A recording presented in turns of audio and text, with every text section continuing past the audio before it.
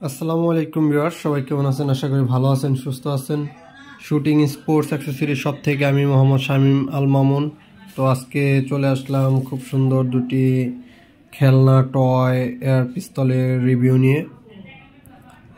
তো এটি হলো রাইনো কোম্পানির একটি এয়ার পিস্তল। তো খুব সুন্দর দেখতে। এটা হলো কুইক লোডার। তো এটা দিয়ে আপনারা তাড়াতাড়ি লোড করতে পারবেন। এখানে এটি দিয়ে ভাঙলেই লোড করা যাব। তো ভিডিওটি দেখতে থাকেন, আমি অবশ্যই দেখাবো এর সাউন্ড কীরকম, সব কিছুই দেখাবো। তো এ হলো রাইনো।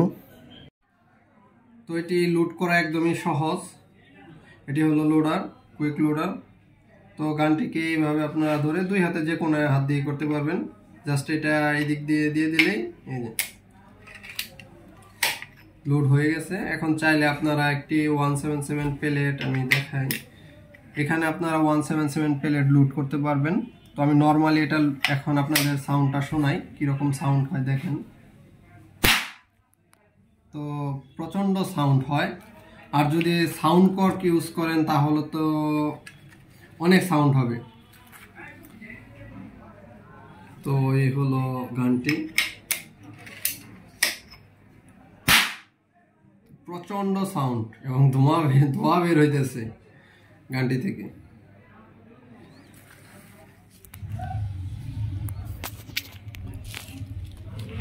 তো আপনারা চাইলে সাউন্ড কর্ক সহ ইউজ করতে পারবেন, সাউন্ড কর্ক ছাড়াও ব্যবহার করতে পারবেন। এই হলো সাউন্ড কর্ক। তো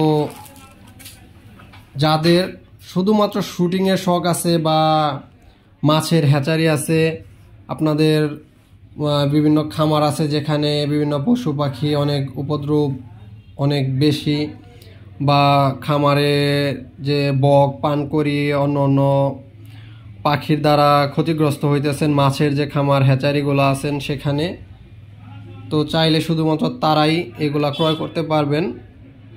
এগুলা শব্দ করে পাখিগুলোকে তাড়ানোর জন্য, অথবা আপনার যে ছোট ছোট বিভিন্ন যারা মুরগির খামার আছে বা যাদের বন বিড়ালে অনেক উপদ্রব আছে, এগুলা দিয়ে শব্দ করলে, সাউন্ড করলে সেগুলো পালিয়ে যাব। তো শুধুমাত্র এই পারপাসগুলোতেই এগুলো আপনারা ইউজ করতে পারবেন। যদি আপনাদের এগুলো প্রয়োজন হয়, স্ক্রিনে দেওয়া নাম্বারে অবশ্যই যোগাযোগ করবেন।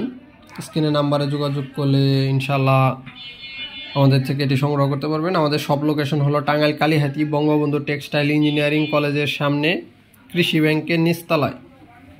তো সরাসরি আপনারা বঙ্গবন্ধু টেক্সটাইল কলেজের সামনে চলে আসবেন বাগুটিয়া বাজারে, এবং কৃষি ব্যাংকের নিচে আসলেই দেখবেন আমাদের দোকানটি। তো সবাই ভালো থাকবেন, চ্যানেলটিকে সাবস্ক্রাইব করবেন। আসসালামু আলাইকুম।